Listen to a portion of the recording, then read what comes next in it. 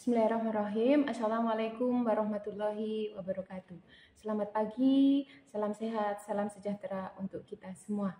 Perkenalkan, saya Dr. Nani Kustiningsih, SEMM, sebagai salah satu dosen tetap pada program studi akuntansi di Sekolah Tinggi Ilmu Ekonomi Mahardika, Surabaya. Pada kesempatan ini, saya akan menyampaikan pernyataan diri dosen dalam unjuk kerja Tridharma PDD UKTPT pada bidang pengajaran. Salah satu mata kuliah yang saya lakukan yaitu manajemen keuangan. Model pembelajaran menggunakan DIA, Delivery, Interaction, dan Assessment. Delivery di sini bagaimana cara kita sebagai dosen untuk menyampaikan materi dengan baik agar mudah dipahami oleh mahasiswa. Interaction di sini sebagai interaksi antara saya sebagai dosen dan mahasiswa atau mahasiswa satu dengan mahasiswa yang lainnya. Assessment, dosen memberikan tugas kepada mahasiswa dan melakukan evaluasi untuk mengukur sejauh mana tingkat pemahaman mahasiswa dalam menerima materi pembelajaran yang telah disampaikan. Ini bisa melalui tugas UTS ataupun UAS.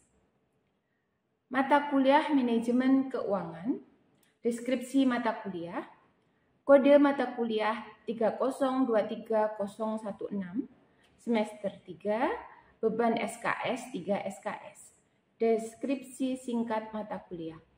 Mata kuliah ini memberikan pengetahuan tentang konsep-konsep dasar manajemen keuangan, prinsip, teknik, serta praktek pengelolaan keuangan perusahaan, analisa serta memecahkan permasalahan keuangan perusahaan, merencanakan, mengendalikan, menyusun, dan menganalisa laporan keuangan, serta menerapkan teknik analisa keuangan perusahaan yang berkaitan dengan kebutuhan modal kerja, penganggaran modal, biaya modal, struktur modal, fungsi pembelanjaan, fungsi investasi, baik untuk kepentingan jangka pendek ataupun jangka panjang, serta keputusan dividen.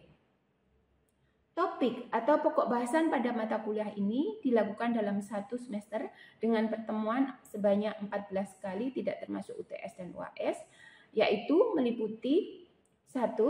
An overview of managerial finance atau introduction, kedua financial ratio, ketiga working capital policy, cash and marketable securities management, account receivable management, credit management, inventory management, asset management, time value of money concept, capital budgeting, cost of capital, capital structure and leverage, dividend policy, dan yang terakhir, merger and acquisition.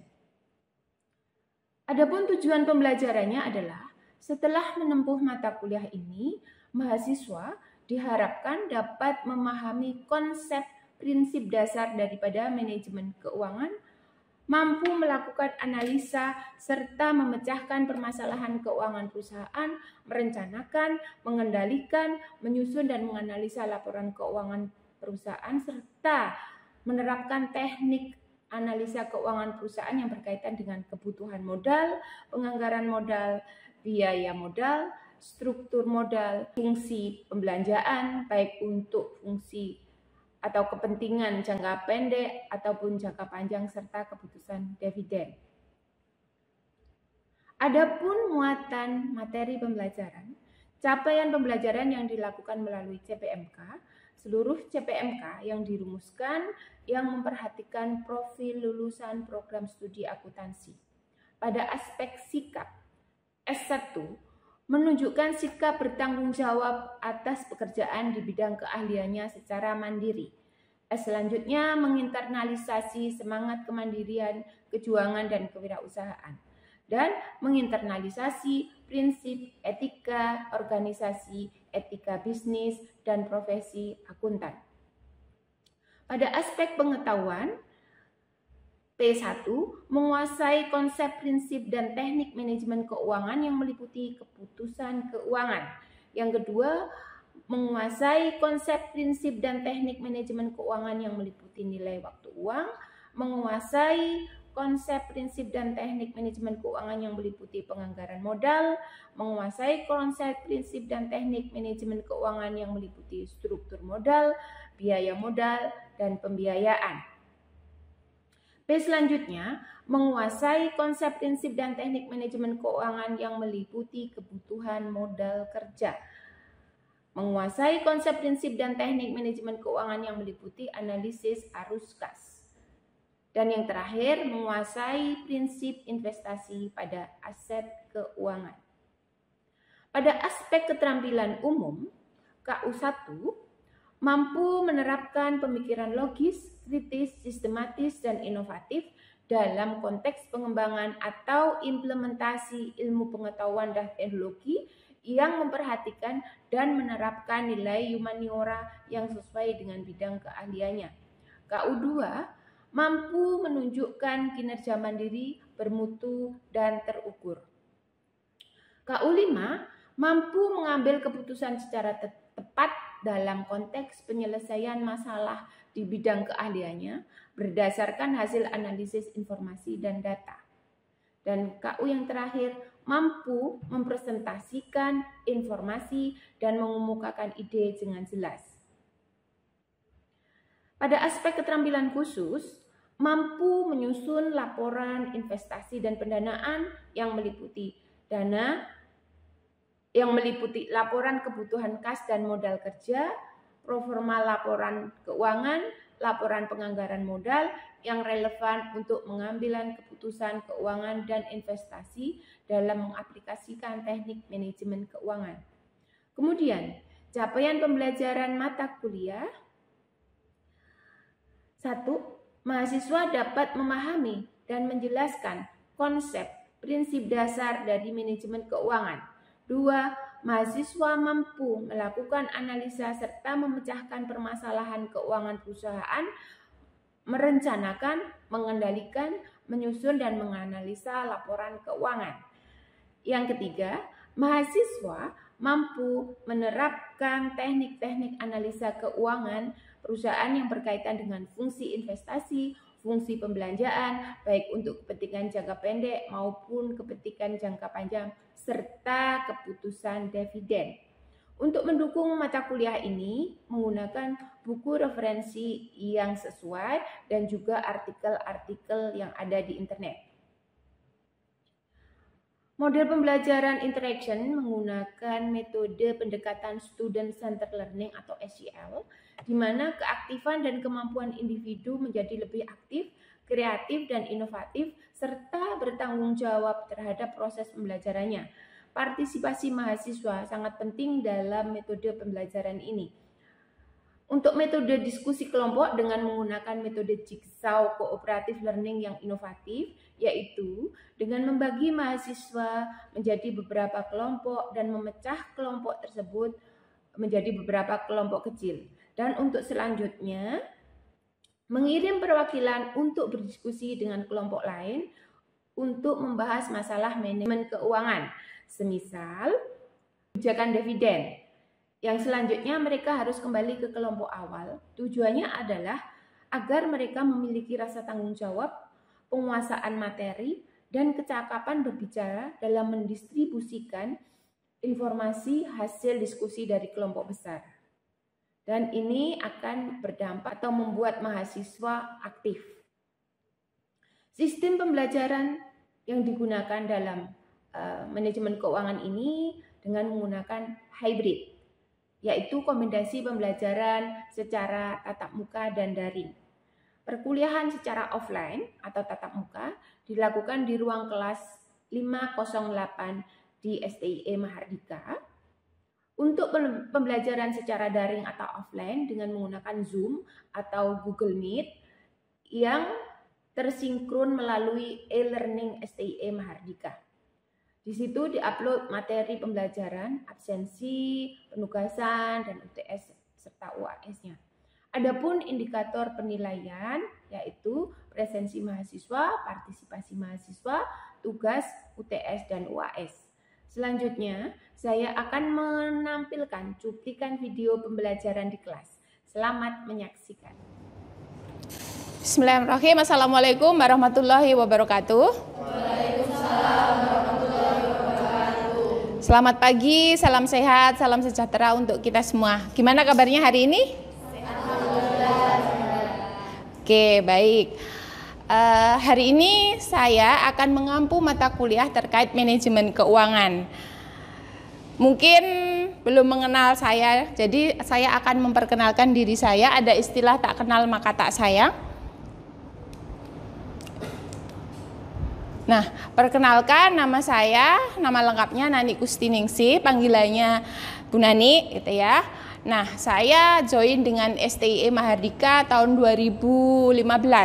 Namun sebelum itu Bu Nani adalah seorang praktisi di perusahaan multinational company dengan posisi terakhir sebagai Treasury Operation Manager. Nah, di Mahardika mulai awal karir 2015, selanjutnya 2017 saya dipercaya untuk menjadi Kaprodi Akuntansi S1, kemudian di 2021 saya diminta untuk menjadi Ketua Lembaga Penelitian dan Pengabdian kepada Masyarakat, dan terakhir 2023 kemarin saya diminta untuk menjadi Direktur Pascasarjana. Nah, kemudian saya lanjut lagi S1, lanjut kemudian S2, dan lanjut kemudian S3 di Universitas Airlangga. Artinya apa? Artinya adik-adik semua yang ada di room ini, di ruangan ini, jangan berhenti atau jangan berpuas diri sampai S1 aja, lanjut ke S2, S3, bisa menjadi orang-orang sukses nantinya. Oke ya? Sekilas perkenalan tentang saya, dan di sini ada apa itu Scopus, apa itu Sinta ID, itu menunjukkan bahwa dosen memiliki 3 kewajiban tridharma. Pertama adalah melakukan pengajaran seperti saat ini, kedua meneliti, ketiga pengabdian masyarakat. Meneliti dari skala nasional itu terindeks di Sinta. Meneliti secara internasional terindeks di Scopus ID. Seperti itu pemahaman generalnya. Oke, selanjutnya saya langsung akan ke mata kuliah manajemen keuangan. Apa sih inti daripada manajemen keuangan? Di sini adalah untuk menyajikan pengetahuan tentang pengelolaan keuangan perusahaan ataupun organisasi, terutama dalam hal raising of fund maupun allocation of fund. Apa sih yang dimaksud dengan raising of fund ataupun allocation of fund? Nah, raising of fund di sini adalah ketika teman-teman memiliki usaha, teman-teman ini pemikirannya saya bawa ke perusahaan gitu ya. Di dalam perusahaan tentunya kita memerlukan suatu modal usaha. Nah, modal usaha ini terkait sama raising of fund. Bagaimana kita mendapatkan modal usaha kita? Apakah dari modal sendiri ataukah dengan modal pinjaman dengan bank atau melibatkan investor seperti itu. Nah, yang kedua adalah allocation of fund. Maksudnya apa allocation of fund? Allocation of fund di sini adalah ketika teman-teman sudah mendapatkan pendanaan, entah itu dari modal sendiri tadi atau entah itu dari pinjaman, ini dana ini mau diapakan? Dana ini mau dikemanakan? Jadi ketika sudah mendapatkan dana, nah modalnya mau dikemanakan? Ketika teman-teman sudah melakukan riset pasar dan yang lain-lain, oke, saya akan menambah output penjualan saya, menambah kapasitas produksi saya, maka mungkin teman-teman akan menginvestkannya dengan membeli mesin produksi di sana. Nah, atau katakanlah pasar udah jenuh nih, saya ingin yang berbeda. Kita melakukan diversifikasi produk gitu ya. Jadi dana itu kita pakai untuk melakukan diversifikasi produk. Contohnya nih, pabrik sepatu kulit gitu ya. Masyarakat sudah jenuh dengan adanya sepatu kulit yang modelnya itu saja. Teman-teman bisa mengganti dengan model yang lagi tren saat ini. Atau yang saat ini lagi tren kan banyak tuh di drama-drama Korea, tas-tas yang lucu-lucu gitu ya. Nah, kalian membuat diversifikasi produknya dengan memproduksi tas-tas yang lucu-lucu itu tadi. Itu adalah bagian daripada diversifikasi produk daripada allocation of fund tadi. Jadi dananya ini mau dikemanakan. Itu ya.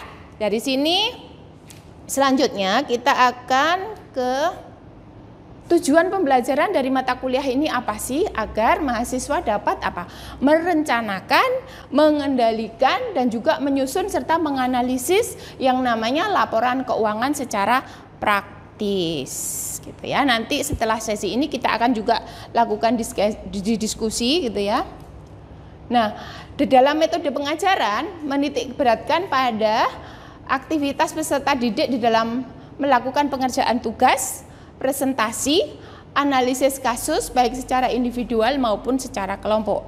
Jadi di akhir pertemuan kita akan selalu ada tugas, baik itu tugas sendiri atau tugas mandiri ataupun tugas kelompok, seperti itu. Ini adalah buku-buku yang kita jadikan rujukan, termasuk buku dari Bu Nani dengan Pak Ali Farhan. Bu Nani menulis tentang manajemen keuangan, dasar-dasar pengelolaan keuangan. Nah, ini bisa nanti apa yang disampaikan Bu Nani pada mata kuliah semester ini semuanya tercover di dalam buku ini. Ini adalah partisipasi mahasiswa, tugas makalah, saya skip aja. Kita langsung ke materi. Fundamental konsep daripada manajemen keuangan. Seperti kita ketahui bahwa fungsi-fungsi perusahaan terdiri dari fungsi pemasaran, fungsi produksi, fungsi keuangan, fungsi personalia atau SDM, dan ada juga yang menambah dengan fungsi tas titik dan informasi. Nah, coba rekan-rekan bayangkan ketika kita berada di suatu pabrik gitu ya. Fungsi di sini kan ada fungsi, pasti kan ada sinergi masing-masing departemen ya. Di sana ada departemen HRD, ada produksi, ada pemasaran, ada keuangan. Nah, inilah dia masuk di dalam fundamental konsepnya. Nah, yang selanjutnya adalah tentang kenapa sih manajemen keuangan ini penting? Karena keberhasilan atau kegagalan usaha hampir sebagian besar dapat ditentukan oleh kualitas keputusan keuangan. Kenapa kita belajar manajemen keuangan di ruangan ini? Itu karena keberhasilan atau tidaknya suatu perusahaan didasarkan pada kualitas keputusan keuangannya. Dan teman-teman, adik-adik lihat bisa di perusahaan-perusahaan, apalagi yang family business, perusahaan kecil yang memegang, yang menjadi manajer keuangan siapa? Ownernya atau adiknya atau orang-orang yang dalam lingkup keluarga mereka, karena mereka sangat tahu bahwasanya laporan keuangan ini, keterkaitan uang ini sangat penting dengan apa? Dengan keberhasilan keputusan keuangan perusahaan.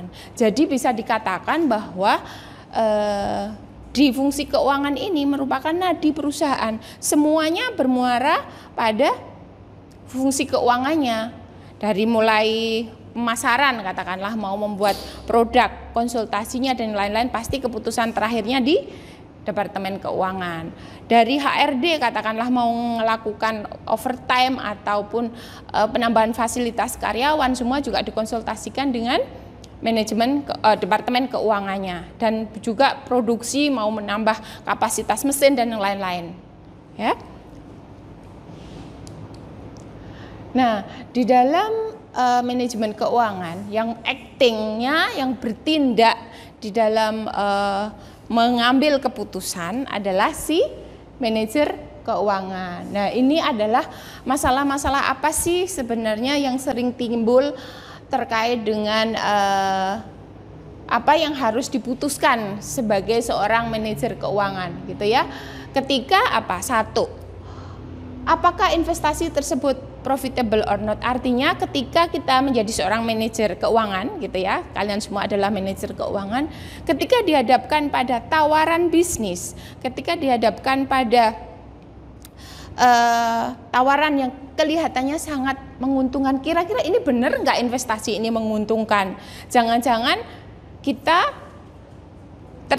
tertarik dengan return yang tinggi, tetapi akhirnya salah di dalam pengambilan keputusan. Jadi ketika ditawarkan adanya investasi, ini kira-kira menguntungkan apa tidak? Dan kemudian yang kedua adalah dari mana dana sumber pembiayaan investasi diperoleh. Tadi yang berkaitan dengan yang awal, raising of fund. Dari mana dana diperoleh? Dari modal sendiri kah, atau dari investor kah, atau dari pinjam di bank, dan lain-lain. Dan selanjutnya, berapa besar kas yang harus selalu ada? Kenapa? Di mana sih perusahaan nggak ada kasnya gitu ya? Semua perusahaan memiliki kas ya, karena untuk apa? Motif berjaga-jaga dan macam-macamnya. Jadi harus selalu ada, minimum kasnya berapa, itu harus selalu ada, dan itu yang menjadi masalah atau yang dihadapi oleh si manajer keuangan. Kredit macam apakah untuk konsumen? Nah, kredit macam apakah untuk konsumen di sini bisa jadi saat ini kalau kita melakukan penjualan, apakah kita selalu melakukan penjualan cash? Apakah kalau kita melakukan penjualan secara kredit peluangnya kira-kira sama customer lebih banyak mana? Dibeli penjualan secara kredit atau secara cash? Apalagi kalau kita berbicara tentang perusahaan ya, kita suplai ke perusahaan, itu kan pasti akan ada pembayaran pasti mundur ke belakang ya. Jadi bisa 15 hari after invoice atau 30 hari after invoice dan seterusnya. Nah, ini keterkaitannya sama kredit macam apa untuk konsumen. Berapakah persediaan yang harus dipertahankan? Kita berbicara tentang persediaan atau inventory gitu ya. Boleh nggak kalau perusahaan ini, gudang ini kita penuhi dengan barang-barang kita? Atau cukup pada level aman aja? Loh Bu, kan nanti kalau saya harus katakanlah ada customer yang meminta barang ke kami, beli ke kami, kan harus ada yang namanya barang. Lah kalau saya full kan boleh nggak? Boleh aja di full, tapi ingat bahwa inventory atau persediaan rekan-rekan itu adalah uangnya rekan-rekan dalam bentuk barang. Bisa jadi kalau terlalu lama nanti, bisa jadi resikonya expired. Belum lagi kalau tumpukannya terlalu banyak bisa rusak yang bawah-bawah itu. Nah, itu uang kalian yang nanti akan hilang gitu ya. Jadi kenapa sih harus ada berapa persediaan yang harus dipertahankan? Level amannya itu berapa? Ini keterkaitannya sama juga yang dihadapi oleh si manajer keuangan. Nah, yang keenam, haruskah laba yang diperoleh dipertahankan, diinvestasikan atau dibagikan? Nah, kalau laba, kalau dipertahankan biasanya ada laba ditahan. Kalau nanti di laporan keuangan nanti kita akan belajar terkait sama menyusun neraca dan lain-lainnya. Daripada tugas manajer keuangan itu ada 3 secara garis besar ya. Yang pertama yaitu keputusan investasi atau use of fund, kemudian keputusan pemenuhan kebutuhan dana, source of fund, yang ketiga kebijakan dividen atau dividend policy. Nah, kita langsung menginjak di pentingnya laporan keuangan. Kenapa sih laporan keuangan itu penting bagi perusahaan gitu ya? Yang pertama untuk mengetahui kondisi keuangan perusahaan, yang kedua adalah untuk mengetahui perkembangan usaha perusahaan. Kalau kita nggak punya laporan keuangan, dari mana kita tahu bahwa kita akan untung atau kita akan rugi, gitu ya? Nah, tujuan analisis daripada laporan keuangan ini memberikan informasi pada pihak-pihak yang akan mengambil keputusan. Yang pertama, manajemen perusahaan. Yang kedua, investor. Yang ketiga, pemberi kredit. Keempat, supplier. Kelima, pemerintah. Dan keenam adalah anggota. Maksudnya apa sih di sini? Manajemen perusahaan di sini adalah GM-nya, manajernya, manajer produksi, manajer HRD. Loh, kenapa Bu manajer HRD, manajer produksi menginginkan laporan keuangan perusahaan? Kenapa? Karena satu, ketika mereka menyusun budget anggaran untuk tahun ke depan, mereka melihatnya dari mana? Dari laporan keuangan. Katakanlah nih manajer produksi, biaya operasional untuk tahun ini katakanlah 500 juta. Berarti tahun depan berarti kan berkisarnya nggak lebih dari itu. Estimasi pertimbangannya mungkin karena ada kenaikan inflasi, atau kalau ada penambahan mesin berarti kapasitas mesin maka akan ada kenaikan juga. Nah, yang kedua terkait sama investor. Nah, kenapa kok investor menginginkan laporan keuangan perusahaan? Karena investor dalam hari ini adalah menaruh uangnya di perusahaannya rekan-rekan semuanya. Ketika investor menaruh uangnya di perusahaan rekan-rekan, tentunya kan mereka ingin tahu uang yang saya taruh di sana, ini perusahaannya mengalami peningkatan atau mengalami penurunan. Ibaratnya gini, teman-teman punya nih warung kopi, joinan sama beberapa rekan-rekan gitu ya. Nah, teman-teman joinan di situ.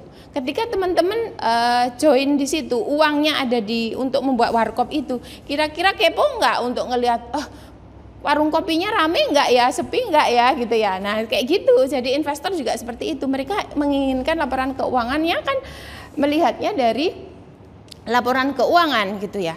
Jadi sehingga mereka akan tahu, oh perusahaan ini lagi naik atau stagnan atau turun seperti itu. Nah, begitu juga pemberi kredit. Pemberi kredit dalam hal ini adalah perbankan. Kenapa sih perbankan menginginkan laporan keuangan perusahaan kita? Karena ketika kita melakukan pinjaman ke bank, dan pihak bank belum mengenal perusahaan kita, mereka melihatnya dari laporan keuangan. Kenapa kok melihatnya dari laporan keuangan? Untuk apa? Melihat dari laporan keuangan itu kan ada rasio-rasio keuangan. Nanti bisa melihat kemampuan perusahaan di dalam mengembalikan hutangnya. Nah, kalau kemampuan perusahaan di dalam mengembalikan hutangnya seperti apa, maka pihak bank bisa merilis untuk hutangnya itu. Mereka akan memberikan pinjaman atau tidak. Itu. Selanjutnya terkait sama supplier. Supplier kenapa kok menginginkan untuk menganalisa laporan keuangan perusahaan kita? Karena sama kayak perbankan, namun dia memberikan dalam bentuk barang ke perusahaan kita. Mereka mensupport atau mereka menjual barang ke kita, tapi pembayarannya mundur di belakang. Nah, kalau perusahaan yang diberi pinjaman berupa barang ini kita tidak tahu, dan nantilah sama dengan kita memberi barang secara gratis gitu ya. Jadi mereka sebelum itu mereka harus tahu laporan keuangan perusahaan. Nah, pemerintah dalam hal ini kenapa kok pemerintah juga? Untuk yang pertama pajak, ya kedua mungkin terkait sama Bank Indonesia, Bea Cukai.